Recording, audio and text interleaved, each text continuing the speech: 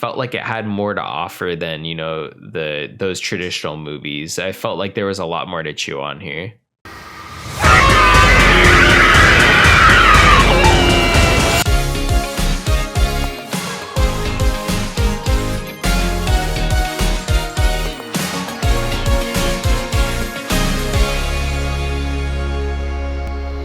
What's up, YouTube? It's Drive By Movies here, and you are watching Fresh Releases. My name is James. My name's Blaise. And today we're checking out the new film that is playing in a couple theaters, but mainly on demand. Be sure to check it out so you can hear our thoughts. But we're talking about Hatching.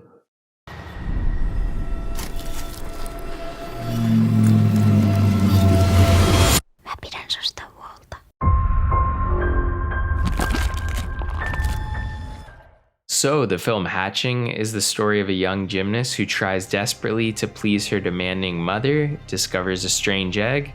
She hides it and keeps it warm, but when it hatches, what emerges shocks them all. So this is a very interesting movie. I think I remember hearing about it on like the festival circuit and being like, this movie sounds insane. This is definitely one of those Scandinavian kind of twisted horror movies. But this one seems to have more of like an influence. It's at least I felt like it had influences from like Aesop's Fables or something like that, or maybe even Grimm's fairy tales. But anyways, James, how'd you hear about this film, and what'd you think about it? Yeah, so honestly, I'm trying to remember where I saw what movie I was seeing before I saw the trailer for this. But yeah, the trailer for this was coming out in mainstream theaters as an IFC midnight movie, and I've always liked their releasing, but we would always have to like seek them out. Kind of, we'd hear about it through film festivals, we'd check it out on ourselves on YouTube, and also if you're ever been to LA, there's a lot of indie options out here. Like there was the Landmark theaters closed now, Lemley theaters about to close down, not as much anymore. But this is a trailer that I was seeing before movies at AMC theaters, and that's just because not a lot was coming out. But I remember seeing the trailer for this like late last year, early this year. I think before Scream and probably before X is when I saw the trailer for this. If I had to guess, I could be wrong, but yeah, I was like, oh, that looks interesting. Like I want to check it out and stuff. It's very rare to see a foreign film being advertised stateside on the US and seeing it being played for an AMC movie. But yeah, I'm glad we finally got to check it out. It's been on my list for a while. It came out back in May, sometime in mid to late May, and so we're finally getting around to checking it out and stuff. And yeah, it's an interesting movie to come out after just watching Turning Red pretty recently. It's kind of similar, both dealing with like, coming of age, puberty for young girls and stuff. And but this one's definitely more of a horror film versus Turning Red being a cuddly panda bear Pixar movie. But yeah, I enjoyed it. I wish it had a little bit more bite to it, I guess you could say, but I still liked it a lot. What are your thoughts on it? Yeah, I think I just like at first I was honestly kind of putting this movie off, like we're really gonna watch this. It seemed like that gimmicky movie that goes to festivals and does get play in the midnight section, but like kind of tapers off towards maybe making it to theaters or having any international distribution, but it will always play like the festival circuit. But I honestly was actually very surprised by this movie. I thought it was a lot more than what I was kind of more expecting, like a Good Night Mommy type of scenario. I thought that film was like entertaining, but I felt like that was, the classic, oh, this is like a kind of twisted, very interesting imagery, but it doesn't really have much more to offer. I felt like this, kind of going more along the lines of being like a kind of twisted fairy tale or fable. It just felt like it had more to offer than those traditional movies. I felt like there was a lot more to chew on here. Yeah, definitely. And what I liked about it is this movie is actually really well paced too.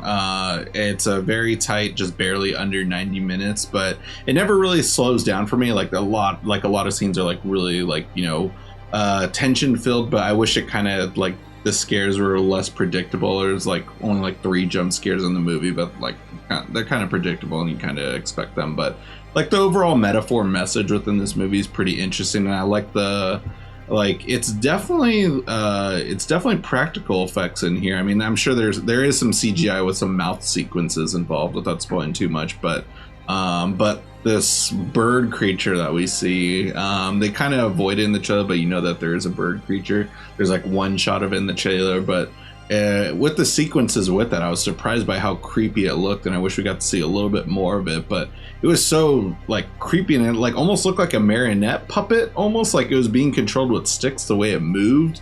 Like I couldn't tell how they filmed it, but like I was shocked, and like maybe it was CGI and I just couldn't tell. But there's some really effective like things that made me feel uncomfortable for the most part, I guess you could say.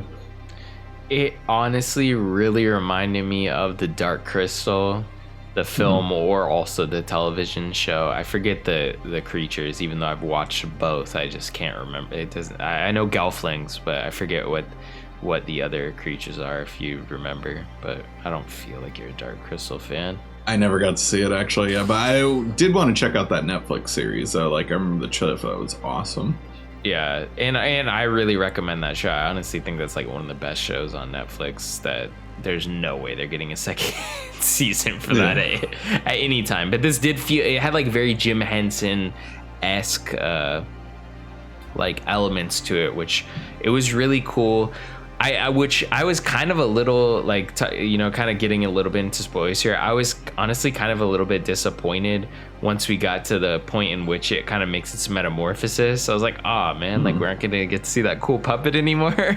Yeah, because I didn't know it was gonna go in that direction. I mean, I just watched the trailer again recently, and I guess they kind of hint towards that. But yeah, I mean, maybe like coming off fresh, like I still haven't let it sink in for me to really think on the metaphors within the movie. But just like it is like almost like I kind of want to see like a double feature of this and Turning Red just coming out so soon within each other, with very like messed up parents that are very hard on their kids and pushing their failures towards them to be successful, and then like, you know, with the overall backdrop of puberty being involved with the movie too. But yeah, like it's a really effective movie for like how little's done. It's really well shot too. The director, I looked, only has like one short film. Like this is her first feature-length film. Curious to see what else she'll do in the future. I see that she does have a movie coming out in the future, like she's already working on one. But yeah, like a really effective, like solid movie for the most part. But just like when I said, I wish it had more bite. Like just wish like maybe some of the scares like were developed a little bit better, and then like, you know, like would have loved to see more of the bird creature. Yeah, and I think when this comes to just being like a horror film, I agree with you. I don't think it's like the most effective horror movie. I really think it's just like an interesting way to kind of, you know, execute that metaphor that they're trying to, you know, send to the audience with a kind of horror elements to it, but it's not really like a horror movie. There's hardly any scares, elements that are definitely creepy, and I think that's really where it's at, is like how creepy this creature is, but also how creepy just the idea of like this creature is like kind of psychically linked to this young girl or protagonist of the film. And it has a lot of fun elements there. Even the family, like as we start the film, has like kind of like Stepford Wives-esque elements to themselves. Like they want to portray this perfect image of like a family that's the mother's like a blogger or a vlog. I guess she's kind of like more of a vlogger, honestly, because she's taking like vlogs at multiple points in the movie. So she, you know, is posting about her perfect family, and her daughter's this gymnast, and it's just the dichotomy between that and like this kind of creature that comes out of even the opening sequence of the film, where it's this kind of like bird gets stuck in their house, and they're like kind of go savage on trying to get this bird out of the house because it's breaking everything and destroying their image of what a perfect family and house is. So no, exactly, like it is suiting for the time it's coming out in. Like I would assume that this was probably a quarantine film. And yeah, it's one of the more effective ones, and it like coming off of like seeing a movie like Scream 5 that's making fun of elevated horror films. Like a lot of people are saying like that's stupid, like, you know, like the classics are always going to be the best and stuff. But I am a fan of some of those movies, like some of the ones they mentioned in that movie, like It Follows, Hereditary. Love those ones, but some of the other ones though, like I just never got as much into. Like I know people love The Babadook. I love that movie, or I like that movie. Well, let's not get ahead of myself. Like, I like that movie.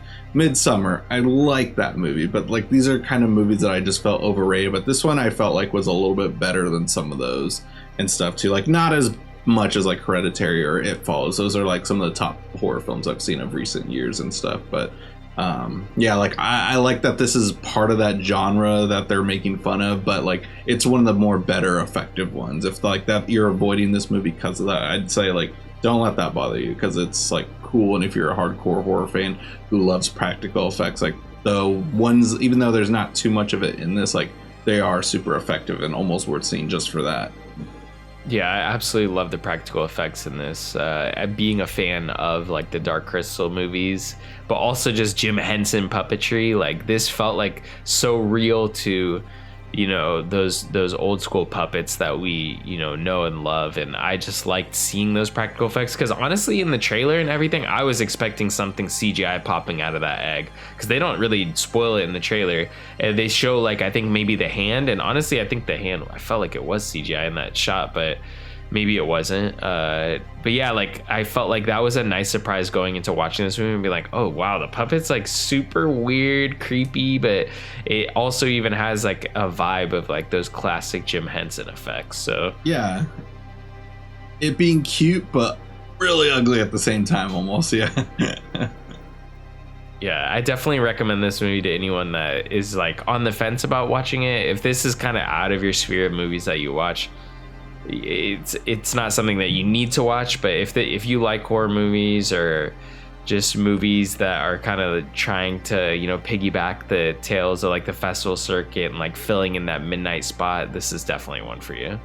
Yeah, I was pleasantly surprised. Like, it was a movie that I went in, like, I kind of like forced us to review and stuff. Like, I'm glad you enjoyed it, and I'm glad I watched it and it didn't disappoint. Like, it's not one of my favorites, but like I said, it's really good, and I do highly recommend checking it out. Be sure to rent it.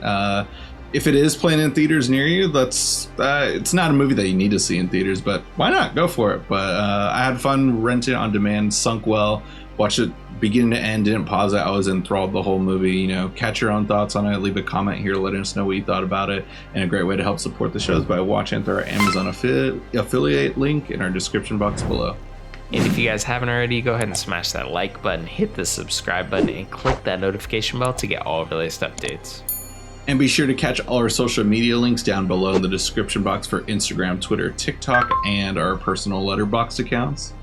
Anyways, guys, that'll conclude this week's episode. Tune in next week for a brand new video.